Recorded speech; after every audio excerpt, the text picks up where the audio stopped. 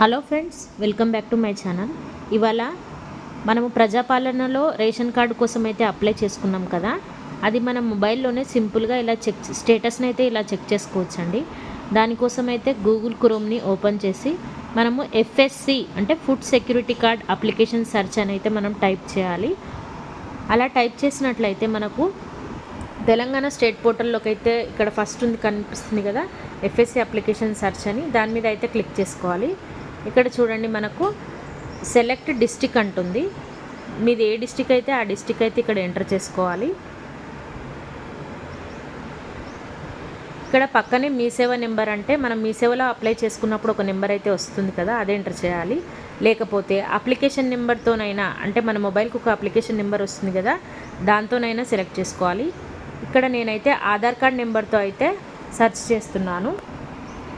Aadhaar card number enter చేసిన తర్వాత పక్కనే ఉన్న సెర్చ్ ఆప్షన్ని క్లిక్ చేస్తే మనకి డిస్ప్లే అనేది, అంటే మన కార్డు అప్రూవ్ అయిందా, లేకపోతే రిజెక్ట్ అయిందా, లేకపోతే పెండింగ్లో ఉందా అనేది అయితే మనకి ఇట్లా చూపిస్తుంది. ఈ కార్డ్ అయితే ఇక్కడ అప్రూవ్ అయిందండి. ఒకవేళ ఫ్యామిలీ డీటెయిల్స్ని మనము ముందుగా యాడ్ చేసుకోవాలి ఎవరిదైనా అనుకున్నప్పుడు అది కొంచెం ప్రాసెస్ లేట్గా అవ్వచ్చు. ఏం కంగారు పడాల్సిన అవసరం లేదండి. పెండింగ్లో ఉన్నాయి, త్వరలోనే అప్డేట్ అవుతాయి. కానీ రిజెక్ట్ అయితే మాత్రం కొంచెం కష్టం కదా. ఇప్పుడు అదేవిధంగా ఇంకొక ఆధార్ కార్డ్ నెంబర్తో అయితే నేను చేసి చూపిస్తాను, చూడండి.